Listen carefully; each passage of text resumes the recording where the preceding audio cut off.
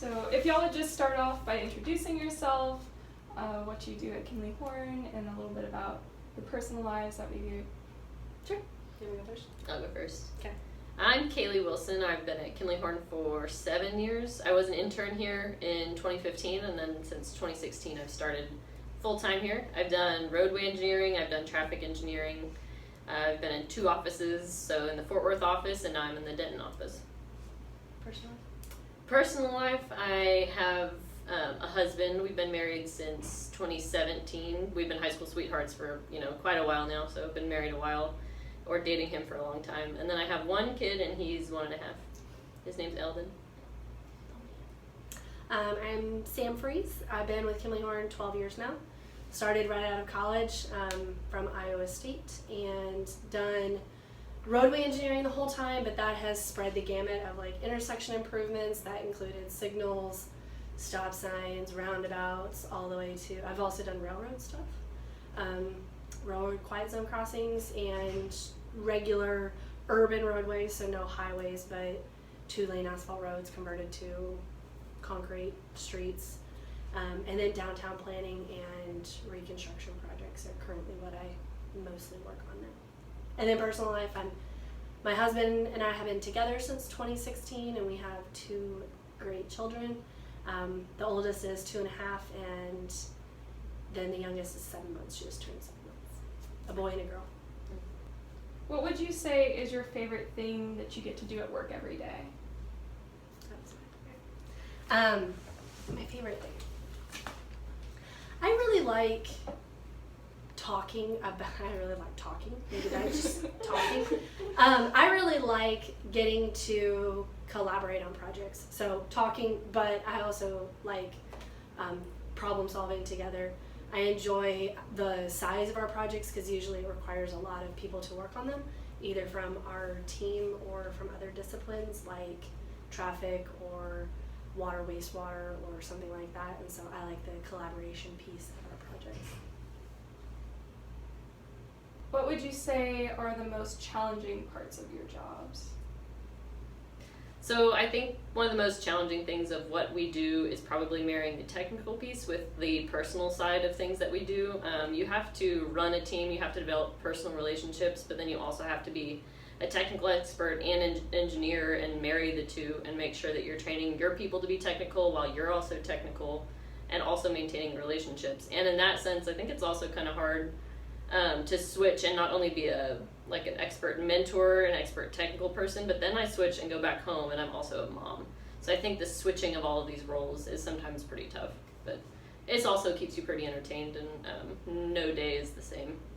Plus there's that difference between working with your team and then being a consultant and working with clients as well. Yeah, that's just on the internal side that I was talking about. But yeah, then I have to be a consultant and make sure that I'm doing everything that my clients, which were cities, municipalities, expect me to also be doing. So it's a lot of role switching, I would say. Wearing many hats. Many hats. And then what would you say are the most rewarding parts of the job? Most rewarding? I would say working with the people. Over my career, because I've been here 12 years, I've gotten to see a lot of people come and go on my team for various reasons. They moved, moved to a different team, they stayed in a different office because, like I said, I've been in 3, working with different people. I think it's been really rewarding seeing younger engineers like yourself start full-time and grow into the Kayleys and the other staff that we work with, and going from graduating college where you don't really know anything about the real world of engineering to being able to run an entire team is really cool to see. I think on that side too, I would say echo the same things, but I love whenever I get to know people well enough to recognize and plug them into what I think that they're best suited for. I think that's super special. I love seeing my younger analysts and identifying what really excites them and what gets them going, and then being able to give them more of that opportunity. I love the people side, and I love being a mentor. What's the hardest part about working in a male-dominated field? I initially read this question, and I really want to say being here at Kimley-Horn and being in a male-dominated company, I guess we probably have more men here, but I don't notice it. You know, we have a women's group and we speak to challenges maybe women face, but overall in my day-to-day, like, I don't see myself as some minority. Sometimes I look around the room in these meetings where I'm like leading all of these men around a job site and telling them all the things and all of my ideas. I look around and I'm like, that's like kind of cool. But otherwise, like, I don't have many super large challenges besides the normal women challenges, like having babies and working that into your career and all the things like that. But that's my answer. And I would echo that too. I think the hardest part is working with contractors, because mostly contractors, construction companies are very male dominated. So if we're going to be in an environment where we're mostly around men, it's usually when our projects go to construction or we have contractors in the meeting. Because for the most part, I would say my clients at least are about 50-50 men and women. Some of them are mostly women. And so it's nice seeing that there's more diversity in terms of not just gender, but like all kinds of people from our client standpoint. I will say when I started at Kimley-Horn 12 years ago, it was very, very, very common for me to be the only girl in the room. Either as a YP with YP groups, young professional groups, or like my boss is a female too, and so like her and I would very regularly be the only woman in the room. And so that was a little weird, but it's gotten so much better now. I have one more piece to add too, something I've also been asked on some of our women's meetings, like in Fort Worth and stuff. I've been asked how to find common ground to make those relationships with like your maybe clients that are all men, or these contractors that are all men, or all of these guys in the office that we work with, because there's 3 of us, I guess, and you know, a bunch more men. But I would just say common ground is easier to find than you think. So if you're trying to make small talk and make conversation, I have some boy-related things that I do enjoy, like shooting guns and, I don't know, other things. But I think you'll get better as you practice. But maybe that is also a challenge, is finding common ground, because you do have to practice your consulting skills, which means talking and making people like you, you know, so they want to work with you. I find now that I have kids, it's a lot easier. That's what I was going to say. You get to a point where you have kids, and then everybody wants to talk about their families, and we can all talk about the poop stories, and we can all talk about the sick kids and the crazy and funny things that they say. Yes. So once you have kids, maybe it gets a little easier if that's what you choose to do with your life. But otherwise, focus on finding common ground. Even as a younger person, that was advice also given to me, was to try and find common ground. It's not always easy, especially when everyone's talking about sports, and I could care less. Or golf. But you have enough conversations, and you eventually insert yourself and find something you want to talk about. Yeah, definitely. Or there was a period in my career where I learned a lot more about sports than I really ever wanted to know. I was about to say, some advice that I have given is like, maybe find, you know, an activity that you do think trends a little towards being more boyish, or you probably already do something, but like recognize it and be able to talk about it and talk about it exciting. Do you like to travel? Do you like to hike? Do you like to camp? Like, I don't know. Hunting, shooting guns. Just having things to talk about. Yeah. There's more common ground than you realize. Yeah. That would maybe be something I've recognized younger women in general maybe struggle with, you know, connecting with other males. You'd also be surprised at the amount of things that you would not think a male would be interested in. Like, I had a client in the city of Fort Worth. I had a client, and I saw a Taylor Swift CD in his car. We were riding to a site visit together with some coworkers, and I asked him if he liked Taylor Swift, and then for the next 2 years our relationship was about talking about Taylor Swift. Like, you never know. You never know. Okay, switching to a few more questions related to internships. From your perspective, what is the importance of interns at Kimley-Horn? I think 100% the importance of interns is basically to have a 3-month interview on the intern side as well as on our company side. So we're looking for 3 months to see if you're a good fit for Kimley-Horn, but then I always tell interns you're looking during your 3 months to make sure that you would have a good time here. It's a very different like situation and opportunity than you would have working full-time, because you're already hooked in and working at the company. But in internship, it's a really special opportunity to have this time where you get to evaluate, and then you get to leave, and then you can decide if you want to come back, and we can decide if you come back. Definitely the most important part. Okay. Working off of that, What do you look for in an intern to indicate that they will not only be a good engineer, but also a good fit for the company and office? So in terms of being a good engineer, I definitely key in pretty quickly to the getting it factor, I would say. If I'm teaching somebody how to do something and they're asking really good follow-up questions, if they can do it pretty quickly after I've taught them, if they're not so shy about asking questions, I feel like in general you'll be a good engineer because you're getting it, or if you're not getting it, you're asking questions. That is pretty quickly how I would figure it out. I think it's pretty clear.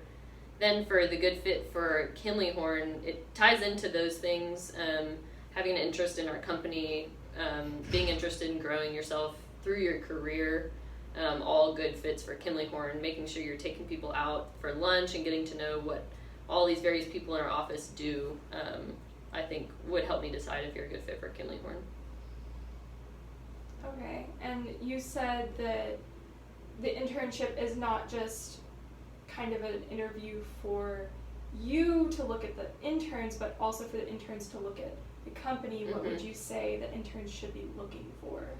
I would say interns should be looking for trainings. Like, has the company invested for you to go meet other interns, to teach you company culture? If you're learning company culture, probably a good indication that they as a whole care about culture. Do other people exemplify the culture that you're learning at your trainings? Like, is it consistent? Is it consistent, or is it just some internship program that then kind of dies off and you're a full-time and like don't get any more culture and nobody really does it anymore? I would look at those things. I would look at your experience. What are you doing day to day? But then what are people 1 year, 2 year, 3 years older than you doing day to day? Is what they're doing day to day changing between their years? Ask them if they're doing the same thing that they were doing a year ago. Because here, like, I don't think that rarely happens. No. Yeah. I would also, like, if you have a special interest in something, so like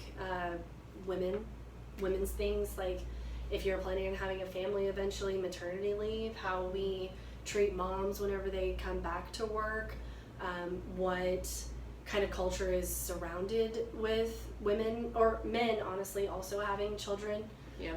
What that looks like, if that's a goal for you. Obviously it is for both of us, we have kids. If you have an interest in pride or Black Lives Matter, or I mean anything like that, if your company has a group associated with that, if it's really important to you, things like that, like making sure that the things that you value in your personal life also align with the culture of the company. Because, like, I'll be honest, if I joined a firm and they didn't give any maternity leave, or what they did give was way too short and they expected moms to be back immediately, I would not work there. Because that would be important to me. Or, you know, something like that. I would look for things like that. Another kind of random, but whenever I was graduating out of college, it was something I looked for, was whether they've been on Fortune 100 list. Because Fortune goes through a pretty extensive questionnaire. I don't know if you filled it out. It's pretty extensive on your happiness level, retirement. Does management listen to employees? Things like that. And so a lot of that has already been somewhat vetted, and it's a pretty large polling from the company nationwide that these questionnaires go out to. So it's a pretty good list of people. It's somewhat accurate in how the responses are given.